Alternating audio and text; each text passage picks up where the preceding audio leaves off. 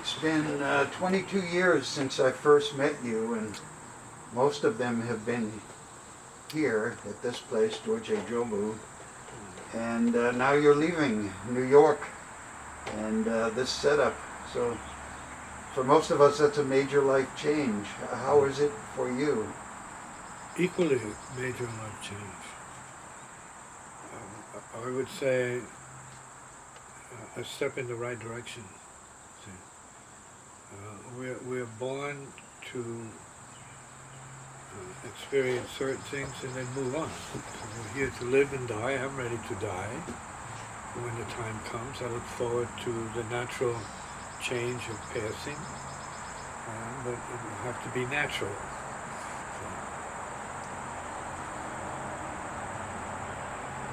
And that means in the order of things, like a perfect logical transition. And that's what I see this as, a perfectly logical, earlier, maybe a little bit painful letting go of the norm and the usual and the regular and the ordinary as it was, and now moving on to a whole new dimension of possibility and creativity, as I would determine, since this morning when I picked up my classical guitar and played a few notes on it, it felt very beautiful to me, very warm, very inspiring, in fact. So I look forward to a different version of the life that I've had, a more private version, whereas my experience here has been more social and public version of what I'm here to do as a human and as an artist and as a birthright of healing other people and feeling very naturally disposed to being interested and facilitating healing energy for other people who need it, and demonstrate that to me without any doubt. How is it that people find you, let's say, in a new environment, a new area? Well, I'll have to find out.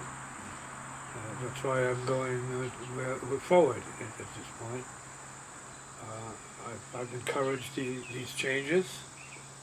I look forward to doing what I have to do as I move forward. And I look forward to making more people happy and more people informed and wise to what the potential is for humans in regards to, let's say, social interactions from the healing point of view. See, and I think that could be very useful as it's part of a certain set of circumstances. When you meet a healer, you think about healing. You talk about healing, you go a little bit deeper into healing. See? And when you are engaged in the process of healing, which means cultivating a certain degree of peace about oneself or one situation, then that brings the healing to a greater, let's say, presence. And so the healers should represent the healing and openness to the healing energy, which is for the betterment of all people. See, and good relations, being on the positive side of socializing, see, and interacting with other people, keeping that in mind. Do you present information or speak differently with people who are not familiar with you in your past? Depends on the questions. I don't normally assume people need to hear what I have to say, but I can be provoked and moved to share what I can with other people, which is also very natural for me and part of the low-key side of healing as a way of life, lifestyle healing, being more receptive to others. And this lifestyle was both a choice at one level, but also came from your family and your blood too, isn't that correct? It is a genetic tendency in my blood, that's true. I do have relatives, and I can say I did have relatives, and I'm sure I still have relatives who are equally moved to the healing arts and who speak in terms of healing, who speak from healing, and who encourage healing amongst other beings. Definitely, I'm confident the healing is still part of my family legacy, and maybe it's less as we move forward, but it was very strong in my case with my generation of children and elders who were living and doing such work at the time, and many of whom were Edgar Cayceans, in fact. They followed the work of Edgar Cayce, who was a great healer, American healer and a mystic and psychic reader for people. Did your function arise out of your need to be a teacher or out of people's need to have a teacher? Probably both. Not my need to be a teacher. I don't think I had any interest in any of it, especially as a child. But I was tested as a child, which I think is important.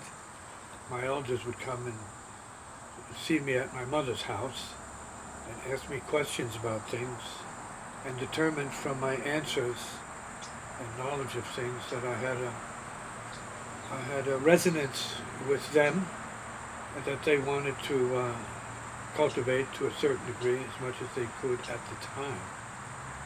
So, it was then when I was young, in grade school, when I would hear them say, "Oh, he's psychic," I didn't know what they were talking about. But I think they were referring to the fact that I could see my grandfather, who is deceased. I would see him regularly, and that sort of thing. So, do you see using music for healing as different or responding to different needs than using words for healing?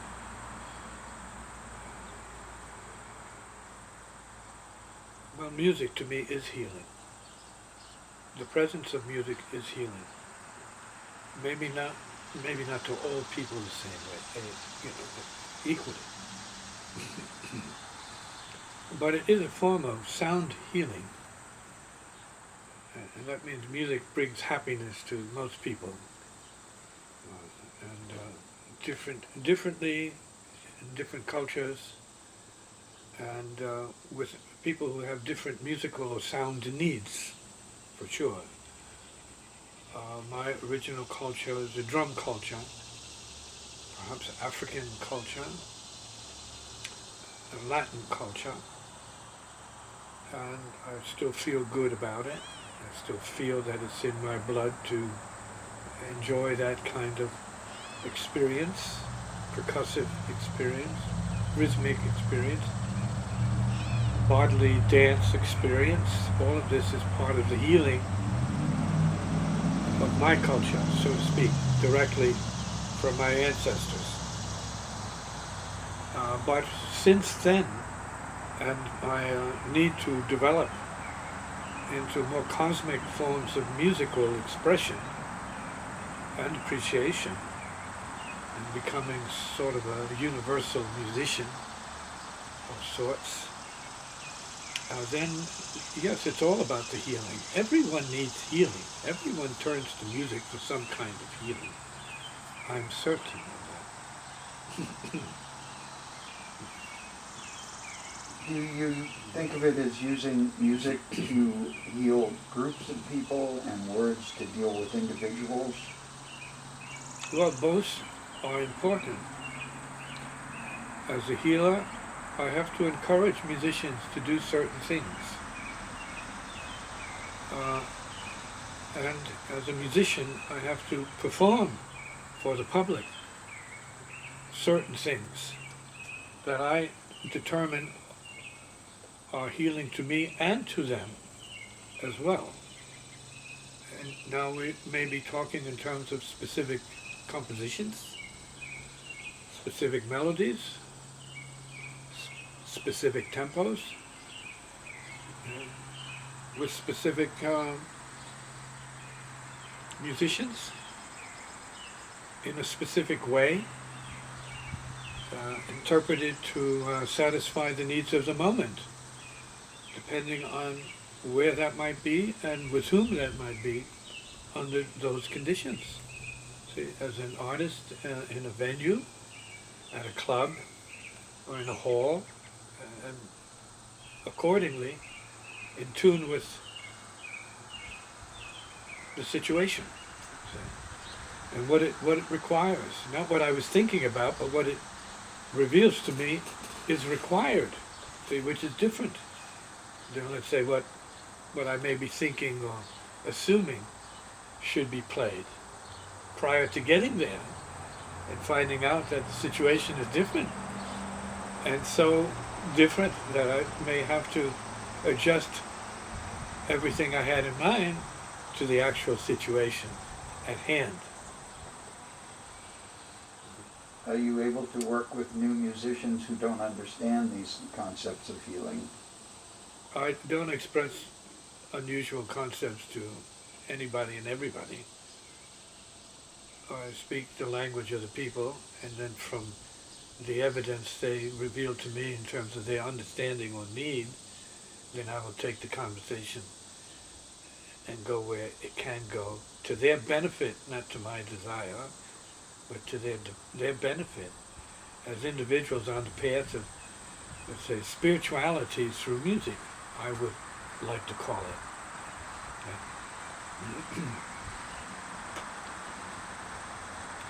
That would imply a musical approach to the course of life that we would call part of the spiritual dharma, the spiritual path itself. Would you say that the musicians are aware of the healing process when they're playing with you? The musicians I play with? Oh, absolutely. Absolutely. I'm often impressed when I meet musicians that they are already familiar with what I do, why I do it, how I do it. It seems that my teachings, verbal teachings, have reached a wider audience than I would have expected. So they know me more than I know them as a public figure. I'm happy that that can be accomplished so that they hear the message of goodness I'm sharing relative to the beauty of the spiritual side of the music, and it gives me the gratification that I'm accomplishing something out here that has a very specific purpose that maybe others are not talking about in the same way, although generally most musicians know that music's all about healing. By different standards. Each has their own standards of what they call healing and goodness and good music, or crazy music, avant-garde music, and or conservative or classical or folk or popular music, or what maybe some have to call jazz music, which is another interpretation on top of it. Does it begin by way of desire or intention to heal? I'm not sure it begins at all. It's just a way. It's a native, for me it's a native way. I inherited the drum fever from my father, who inherited from his father, etc. All the way down the line. So it's just the way we do what we do. And so there's not very much thought and analysis involved in that. It's just you're doing what you do as a native, a natural, because you enjoy it, because it's good for you and then good for other people. It's not a thought process particularly. It can be talked about, it can be rationalized, it can be analyzed, and so on and so forth. But it's more like breathing. And that's the native approach, is do what is natural for you to do. And we're talking about healing and goodness in general, not other things, see, but healing, primarily, one another. Can the spirit of healing be applied to so-called ordinary or conventional music? Well, it is involved in, it's integrated into conventional music to a certain degree. The laws of music make that very obvious, right?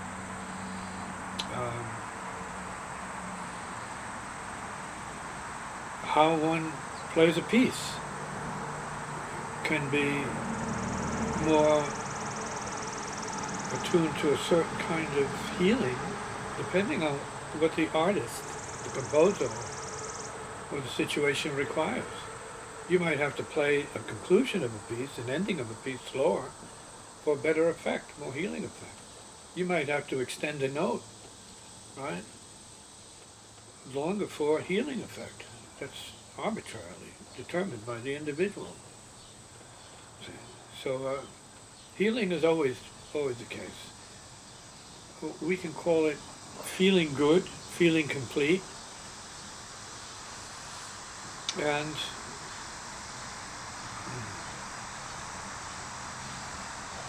feeling that that's why you're listening to music to begin with, is to get this satisfaction of completion, accomplishment, which is what music is about.